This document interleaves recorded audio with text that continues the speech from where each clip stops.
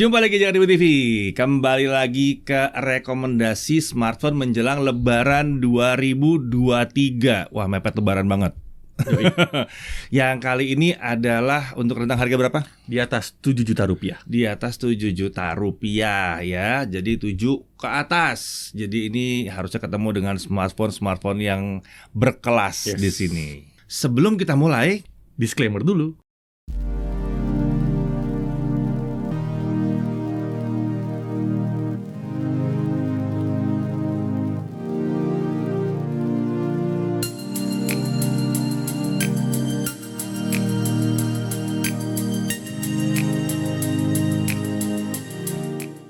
ya, untuk 7 juta ke atas kita bagi dua ya. Iya.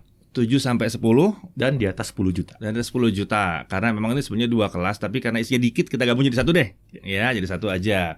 Sebelumnya udah ada semua. Dari di bawah 2 juta, 2 sampai 3, 3 sampai 5, 5 sampai 7. Kalau kalian belum nonton mungkin karena belum subscribe. Nah, makanya subscribe dulu, hidupin loncengnya biar nggak kelewat, jadi tahu acuannya ya. Oke, sebelum mulai ada satu dulu yang mesti diingetin nih. Apa tuh? List ini dan list-list yang sebelumnya, daftar-daftar sebelumnya, ini bukan untuk justifikasi kalian yang sudah beli. Ini banyak yang salah nih, Chris. Iya. Banyak yang salah. Banyak yang mengira bahwa ini justifikasi kalian sudah beli ini benar atau enggak.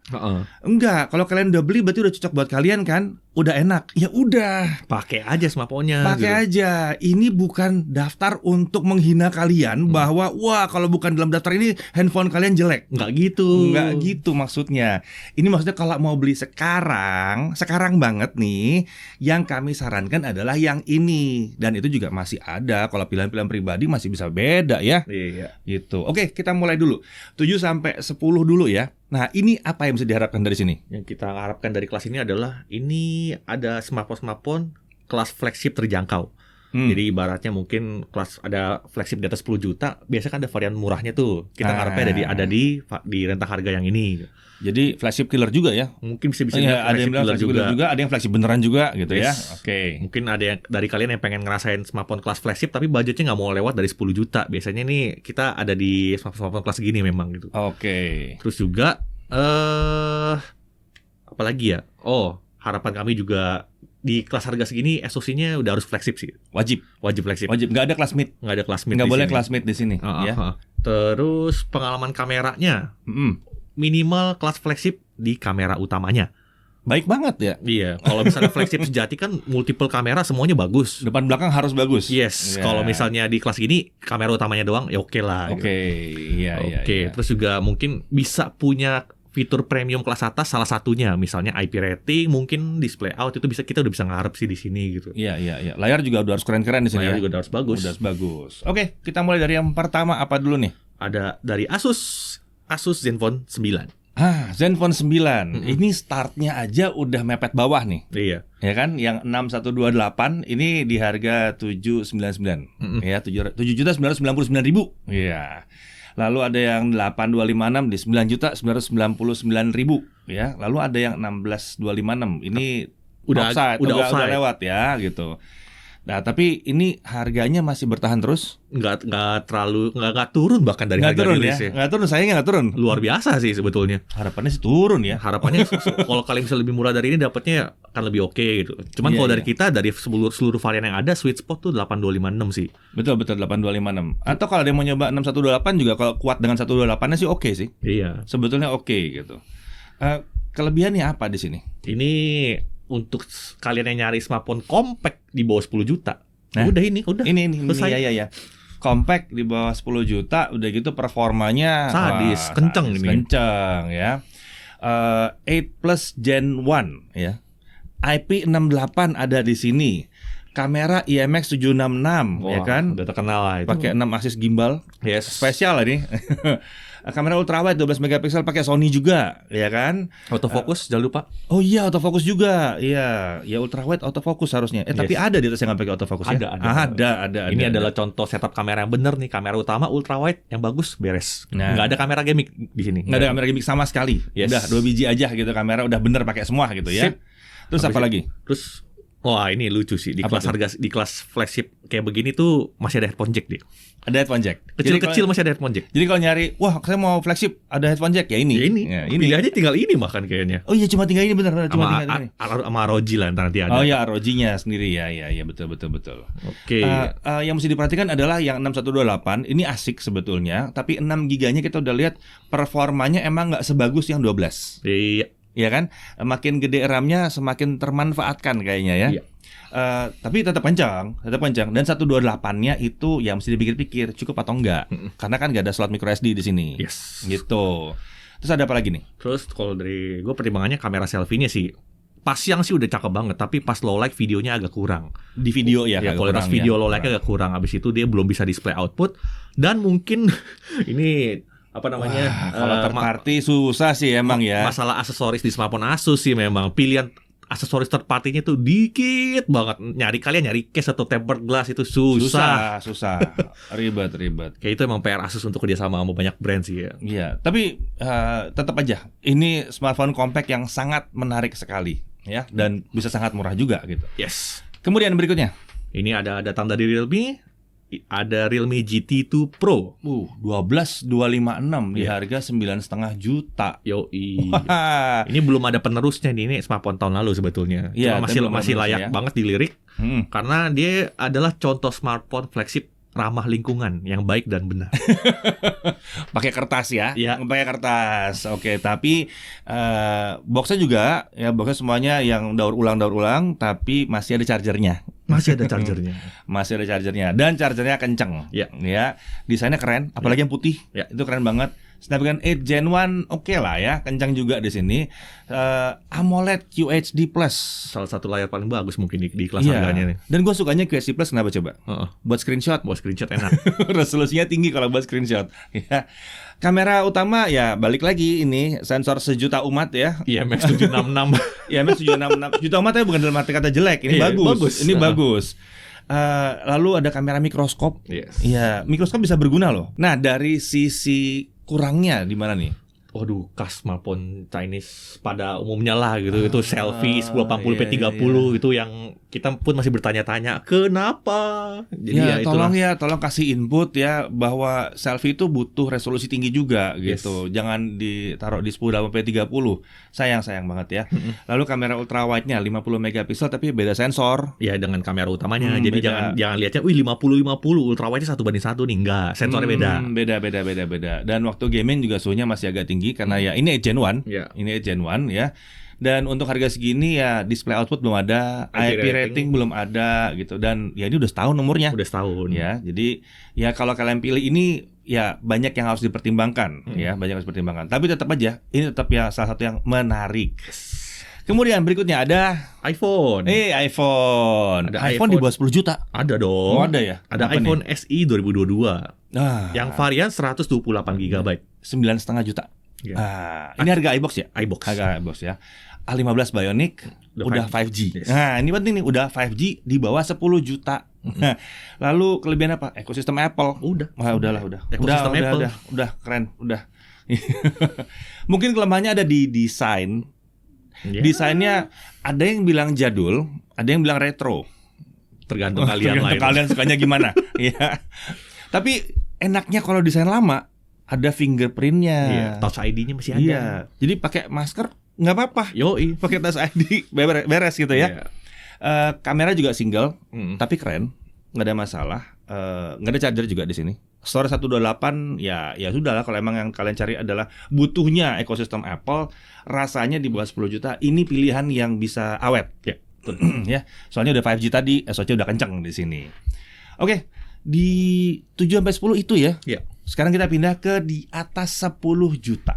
Ini ranahnya flagship sejati. Betul. Gampang betul. lah ini kalau di atas 10 juta lah. Iya. Ada apa di sini? Kita ada pertimbangan, ada iPhone. iPhone lagi. Tapi iPhone kita ada lagi. pertimbangan, yaitu adalah iPhone 13 series dan iPhone 14 series. 13 masih diperhitungkan ya di sini ya. Kan ada banyak varian tuh. Iya. Ada yang model biasa, ada yang Pro, ada yang Pro Max. Nah, itu dari seluruh varian itu mungkin kalian akan bingung kali ya. Pilih yang mana nih baiknya? Gini, di atas 10 juta harapan gua udah nggak 128. Betul. Ya Setuju. kecuali kalau kalian nggak masalah banget, yang penting ini iPhone 13 Pro gitu ya. Tapi kalau saran kami, kalau keluar duit di atas 10 juta, berarti itu minimum 256. Iya. Nah, karena minimum 256, kalau di 13 rasanya yang paling menarik itu yang Pro. 13 Pro 256. 13 Pro 256 itu yang paling menarik ya. Yang lainnya jadi kurang menarik sebetulnya. Karena ada 14 Pro dan Pro Max yang harganya juga sudah mulai lengser nih. Udah mulai gerak nih harganya nih ya. Jadi kalau 13 saran kami sih di 13 Pro. Ini udah terbukti lah ya. Udah terbukti oke, dan kameranya udah mantap banget ya. Mungkin baterai life-nya nggak hebat-hebat banget. Iya. Tapi ya sudahlah ya. Ini udah keren banget. Kelemahannya tidak ada dynamic island. Tidak ada. Masih model notch ya. Masih model notch gitu. Tapi dari belakang nggak kelihatan lah. Bobanya udah keren. 5G juga udah di situ ya. Nah, kenapa cuma satu itu? Kenapa nggak ada Pro Max-nya? Karena kita mengintip di 14 series-nya itu 14 Pro yang 256, bukan 18, yang 256 itu selisihnya cuma 2 juta. Iya. Ya, kita dapat sistem kamera yang baru di sini. Betul. Dapat sistem kamera yang baru, dapat SoC yang baru di sini yang lebih kencang juga dengan nambah 10%. Ya, jadi rasanya mendingan ke 14 Pro, atau kalau mau naik lagi 256 ya 14 Pro Max. Ya. Cari baterai yang segede mungkin dan udah dynamic island di sini, kameranya udah baru. Ya, baterai udah oke banget, udah lebih besar di sini. Dan kalau mau lompat ke yang 512 atau Tera, itu pilihan kalian sih. Cuma harganya sih luar biasa ya. Harganya luar biasa sih. Itu luar biasa. Nah, tapi yang jelas ini smartphone yang emang susah untuk dibilang ada kelemahannya secara fundamental ya. Secara mendasar ini udah nggak bakal salah lah. Iya. Harusnya kalian nggak bakal nyesel kalau memang kalian menggunakan ekosistem Apple. Betul. Ya, ini sedikit intermezzo aja nih. Banyak yang nanya, mendingan saya beli Android tipe ini atau iPhone tipe ini. Itu agak salah sebetulnya ya. Nggak tepat sebetulnya. Demi kenyamanan kalian, kenyamanan jangka panjang juga, pilih dulu mau pakai OS yang mana. Iya. Ya, ekosistem yang mana tuh dipilih dulu. Kenapa? Kalau campur-campur, ekosistemnya nggak bakalan lengkap. Ya susah dong. Mau Android dilengkapin, mau iPhone dilengkapin, susah gitu. Kalau mau iPhone udah gitu. Nanti sekalian cari Apple Watch, sekalian kalau mau tablet ya pakainya iPad, pakai MacBook gitu, sekalian gitu. Jadi nyaman nanti integrasinya. Iya. Apalagi kan si Apple juga membuat sistem integrasinya lebih bagus. Ya. Integrasinya luar biasa, mantap banget di situ. Ekosistemnya makanya kita bilang tuh Yes, luar biasa. ekosistemnya luar biasa. Jadi jangan dipilih secara hardware, tapi pilih dulu kalian mau ekosistem yang mana. Ya. Baru milih produknya yang mana. Nah, kita nggak bisa bilang mending A mending B karena beda OS. Kalau misalnya ada yang rekomend secara absolut mending Android mending iPhone, itu artinya mereka nggak ngerti sih kelebihannya Iya, dan sayangnya kekurangannya. begitu. Kita harus bilang begitu. Ya mungkin ada yang bilang, wah tapi saya nggak apa-apa kok, nggak apa-apa. Bener, nggak apa-apa. Cuma nggak maksimal aja. Iya. Gitu. Oke, jadi pilihan kami ada di situ 13 Pro, 14 Pro, 14 Pro Max, ya, yang 256. Yang 256 udah cukup. Kalau mau lebih ya bisa jadi, nggak ada masalah. Kalau Sultan ya. Ya silakan. Lalu kita kembali lagi ke Android berarti sekarang ya. Ya, ada apa di sini? Ada Samsung S23 series. Tapi ada tapinya. Yang kita rekomendasi adalah S23 Ultra yang varian teratasnya, Oke. dan juga S23 Polos Yang kecil. yang kecil. Oke. Ini menarik sih. Karena yang dua ini performanya mirip. Ini aneh sih. Ini aneh. Yang dua ini performanya mirip, harganya beda jauh. Harganya beda jauh. Fiturnya lumayan beda jauh juga sih fiturnya. Kenapa yang plus kami skip di sini? Kami bilang skip dulu, satu karena yang plus ini harganya lumayan dibandingkan yang biasa, yang kecil. Dia cuma sedikit lebih besar, kameranya sama. Sama. Beda cuma di layar, di baterai. Nah, udah. Kemampuan charging Ya. tapi juga harus beli juga chargernya. Iya. Gitu. Jadi rasanya yang plus kurang begitu menarik. Kalau kita melihat dari sisi S23 aja ya, yang plus agak kurang menarik.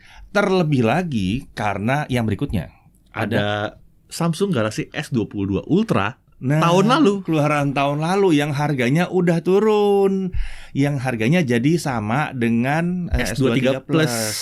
Sementara SoC akan kalah, performance akan kalah, buat gaming akan kalah. Walaupun bukan berarti S22 Ultra nggak bisa buat gaming, tapi ya tetap aja kenceng. Ya, kemudian apalagi ada di situ ya, baterai Mirip sih Baterai sebetulnya, mirip. jadinya mirip ya, jatuhnya mirip karena baterai gede kan dia di situ, walaupun tidak seirit yang seri S23 ya, tapi ya tetap aja masih oke. Mm. Tapi yang bikin susah untuk memilih S23 Plus adalah sistem kamera. Sistem kameranya di S22 Ultra itu udah Nggak Aduh. bohong lah, itu teknologi teratas Samsung tahun lalu gitu. Jadi itu bahkan masih banyak yang sama dengan S23 Ultra. Ultra wide sama, tele sama, Iya. periskopnya sama, Iya, ya kan? Yang beda cuma di kamera utama sebetulnya. sama selfie lah. Selfie juga ada beda perbedaan, tapi itu masih harus kita lihat apakah sebetulnya lebih bagus bahkan atau sebetulnya kalah gitu. Ini masih pro kontra di bagian selfie-nya sih sebetulnya. Tapi intinya S22 Ultra masih amat sangat menarik sekali, dan walaupun umurnya udah setahun, berarti itu masih ada upgrade 3 kali lagi, ya kan? dikit. Update OS panjang. Iya. Dan yang baru One UI 5.1 yang baru udah bisa tuh klip, itu udah bisa. Oh, Udah dapet bisa juga fitur yang dari galeri. udah itu bisa ya. yang dari galeri bisa ngeklip gitu, itu Iya. udah bisa juga. Jadi fitur-fiturnya dapat dari fitur-fitur S23 udah turun ke S22 juga. Ya, jadi di sini ada S23 yang kecil, ada S23 Ultra yang ultimate-nya di situ, lalu ada S22 ya. Tapi S22 tentunya yang 256 ya minimum. Ya, Ya, jangan yang 128. Jangan 128. Tapi kayaknya susah nemunya deh, itu barangnya dikit banget. Iya. Itu kalau dari Samsung. Lalu ada apa lagi di sini? Tetap masih ada dari Samsung. Mungkin ada yang nanya layar lipatnya gimana? Fold dan flip. Fold dan flip. Aduh, ini sudah terlalu dekat dengan kebiasaannya, dengan jadwalnya Samsung mengeluarkan Fold dan Flip yang baru. Sebetulnya Fold dan Flip yang 4 itu sudah menarik ya, apalagi Fold-nya. Terutama Fold-nya, karena Fold-nya terasa lebih robust aja sih, lebih oke. Cuma problemnya seharusnya biasanya tiap Agustus itu ada yang baru. Ya. Gitu. Karena kalau ada muncul yang baru, berarti kalau beli sekarang untuk Fold dan Flip, baru berapa bulan bisa udah nyesel. Iya. Ya, kok udah ada gantinya, dan harganya kan gak murah ya. Nah, itu kan di atas 10 juta nih. Ntar 14 sampai berapa tuh? 14 sampai 25 juta. Iya. Dan Samsung salah satu yang cukup konsisten dalam segi perilisan produk, tanggal perilisan produk terutama waktunya. Konsisten dia, Iya, konsisten. dan jadi kalian perlu ingat aja ketika ada flagship Samsung, cek tanggal rilisnya kapan. Iya. Kalau misalnya udah mendekati setahun, pasti Itu udah ada lagi yang baru gitu. udah ada generasi barunya. Iya, dan baru lagi gitu. Di situ kami akan skip dulu untuk Fold dan Flip ya. Untuk sekarang kita akan skip dulu. Kalau kalian mau sih terserah, bebas. Tapi kalau kami personally kita akan skip dulu. Itu bukan barang buruk ya, tapi hanya karena sebentar lagi ada yang baru. Oke. Lalu ada apa lagi kita? Masih ada dari Asus. Wih, ada Gaming. Asus Nih. ROG Phone 6. ROG Phone 6. Oke. Tersedia berbagai varian dari 8256, 12256, 18512. Harganya kalian yang bisa pro. lihat sendiri lah. Itu yang pro ya. Cuman menurut kami sih dari yang base variannya udah cukup oke lah, 8256-nya. Kalau misalnya kalian Sultan pengen yang ultimate-nya dari Asus, ya itu yang 18512 sorry. Tapi jujur gini, 8256 ini udah kenceng, Yes. udah oke banget, udah konsisten dengan 8 Plus Gen 1-nya. Cuman memang kita lihat dari 8 ke 12 pun ada peningkatan performa nih sebetulnya nih. Iya. Ya, terutama kalau game yang super berat ya, itu ada peningkatan performa di situ. Cuma memang nebusnya pakai duit 3 juta. Iya. Lumayan berasa naik Lumayan ke 12 berasa itu naik ke 12 GB RAM di situ. Ya, so far sih semuanya oke. Ada bypass charging di situ buat gaming. Terus yang gokil sih. aksesorisnya berlimpah.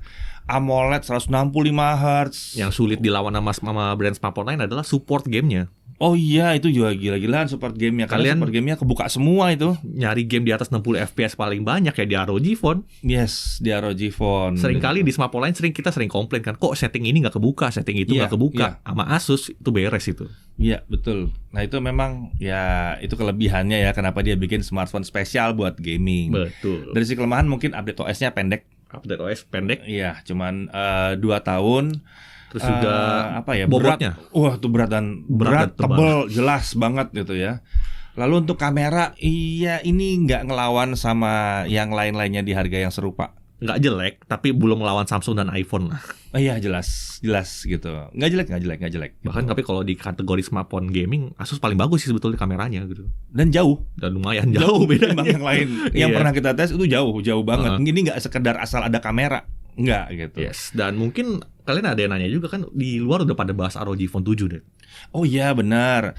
Gini, ROG Phone 7 ya pasti datang, kan udah diumumin ya, Udah pasti datang. diumumin. Kita nggak tahu kapan datang. Cuman kenapa di sini ROG Phone 6-nya menarik ya, karena ya harganya juga nggak terlalu jauh banget dari 10 juta Ya, gitu. betul. Terutama tadi yang 8256 ya kan, itu 10 juta mepet gitu kan. Ya cuma harus diingat aja, begitu ROG Phone yang baru keluar, ya pasti yang ini akan tertinggal sedikit. Pasti 8 Plus Gen 1 versus harapan kami, ya itu kan pasti 8 Plus Gen 2. Plus Gen 2. Gen 2, Gen 2, sorry. Gen 2. Itu Gen 2. Jadi ya tau lah Gen 2 kalau dilepas emang ngeri sih, performance-nya emang kencang gitu. Dan prediksi sih mungkin ya nggak bakal dalam waktu deket ini juga sih kalau misalnya ROG Ya, Phone 7. Kita lihat. Semoga sih cepet. Semoga cepat ya. Jadi itu kalau mau buat gaming dan butuh sekarang juga ada ROG Phone 6 di situ. Nah, sampai di situ untuk yang rekomendasi utama kami, tapi ada beberapa yang layak buat diperhatikan juga nih di sini. Ada apa aja nih, Chris? Yang pertama itu ada Vivo X80.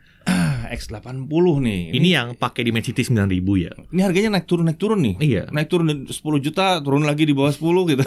Normalnya harga launchingnya 10,9. 10,9. Tapi kadang kita bisa nemuin di pasaran tuh di 9 jutaan. Kalau kalian bisa dapetin di bawah 10 juta ini termasuk Ini yang oke kok. Oke ya, termasuk oke. Dimensity 9000. Yes. Lumayan kencang di sini, RAM storage-nya gede, kameranya gimana? Kameranya keren. Keren. Udah punya Zeiss T-Star coating. Waduh, apa itu flare? Apa itu flare?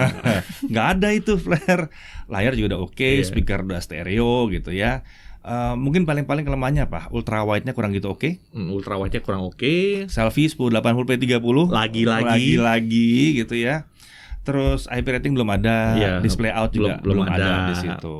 Nah, kemudian ada lagi nih yang layak untuk diperhatikan lagi juga nih. Ada iQOO 11. Ini kalau nyari performance doang sih oke sih sebetulnya. Nyari performance doang ya. Ya, ini oke nih iQOO 11 nih 16256. Dari RAM-nya udah kelihatan udah loss nih performance-nya ya. Udah lebih lepas lah ya. Harga normal di 10.999.000. Ya. Bahkan kadang-kadang kita ketemu di bawah itu. 8 Gen 2 pertama dan 8 Gen 2 termurah sekarang ya. Iya, masih termurah. Ya, 8 Gen 2 termurah nih. Adem, desainnya keren, layarnya juga keren gitu ya. Layar utama juga keren. Dan kemarin di update terakhir kabarnya udah dilepas nih performance-nya. Jadi yang di review kita itu harusnya bisa dapat performance yang lebih tinggi lagi gitu. Meskipun yang itu udah cukup tinggi, cuman itu udah tinggi. kita ngarap sedikit lebih. Iya, itu katanya udah di iya. X-Gen itu kita ngarap lebih lah. Iya, tapi katanya udah dilepas sih. Sayangnya itu belum sempat nyoba lagi. Udah dipulangin. Udah dipulangin sayangnya gitu ya. Terus Oke. apa lagi? Software butuh update jelas. Terutama dari sisi kamera sih, itu yang mesti dipertimbangin. Iya. Terus juga apa namanya? Multi kamera ini masih jomplang juga di situ ya. Iya, kalau bersaing sama ROG Phone masih Jauh. banyak PR di software ya, di aplikasi gamenya. Ya. Di gamenya itu masih harus bersaing ketat dengan ROG di situ. Oke, kemudian ada apa lagi di sini? Ada iPhone 11. Nah, ini banyak yang pasti protes tadi. Wah, mana iPhone 11? Mana iPhone 11? Oke, layak untuk dipertimbangkan kalau kalian butuhnya itu iPhone dengan kamera boba yang paling murah yang layak untuk masih dibeli dan harga di bawah 10 juta gitu ya. Kita nemu di iBox harganya 8,9 juta untuk varian 128 GB. Yang 64 bisa sampai 7 jutaan. Iya, tapi kita nggak rekomend sama sekali sih itu 64 mah terlalu kecil untuk tahun segini. Kecuali kalau kalian rasanya emang sanggup banget jalan di 64 dan harus banget pakai ekosistem Apple, mungkin ini masih menarik. Cuman salah satu yang bikin kita nggak masukin ini ke dalam, atau yang utama kita nggak masukin ini ke dalam saran belanjanya adalah umurnya. Ini keluaran tahun 2019. Berarti udah ya akhir 2019 ya. 4 tahun. Udah lama, udah 4 tahun. Ketuaan. Sebetulnya masih ada hidupnya, masih panjang, masih sekitar 2 tahun mungkin masih bisa, apalagi kalau dapatnya baru ya.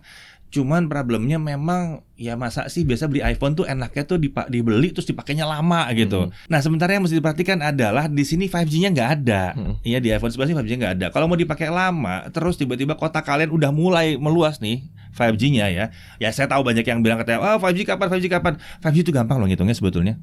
Kapan 4G itu mulai merata? Tambahin 10 tahun. Iya.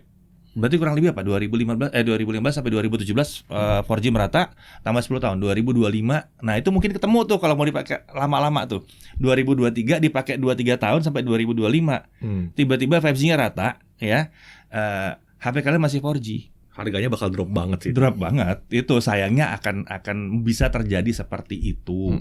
Dan ya ini udah mulai tertinggal aja. Jadi ya ini bisa diperhatikan kalau memang butuh banget. Tapi saran kami sih yang SE tadi sih kalau mau. Itu udah lebih mantep sih yang Dan itu. juga pertimbangan dari gue nih tambahan, ini kan udah mau 4 tahun umurnya ya.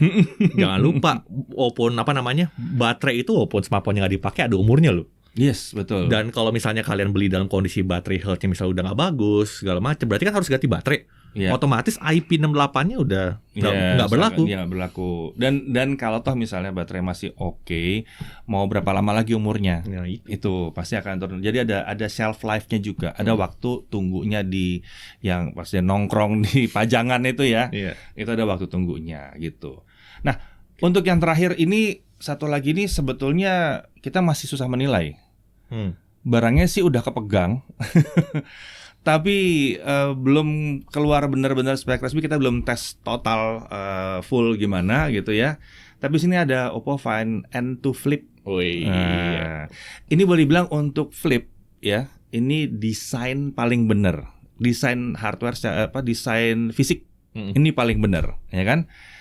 Rapet, ya kan, nggak ada gapnya kalau dilipat, terus layar luarnya gede banget gitu kan. Kalau flip kan kemarin banyak yang lu kecil layarnya. Layar kecilan, gede layarnya. Mau jawab WA bisa loh di situ. Jawab WA bisa gitu kan. Lega banget, mau selfie juga lega di situ. Baterai lebih gede di 4300. Ya banyak hal-hal yang diperbaiki dari yang memang seharusnya begitu ya. So far sih dari pengujian singkat kita ya bisa kalian lirik lah untuk smartphone satu ini. Tapi kita masih dalam proses testing. Jadi kita aja. Masih belum bisa masukkan ke dalam daftar utama. Tapi kita bisa bilang ini layak buat kalian perhatikan ya.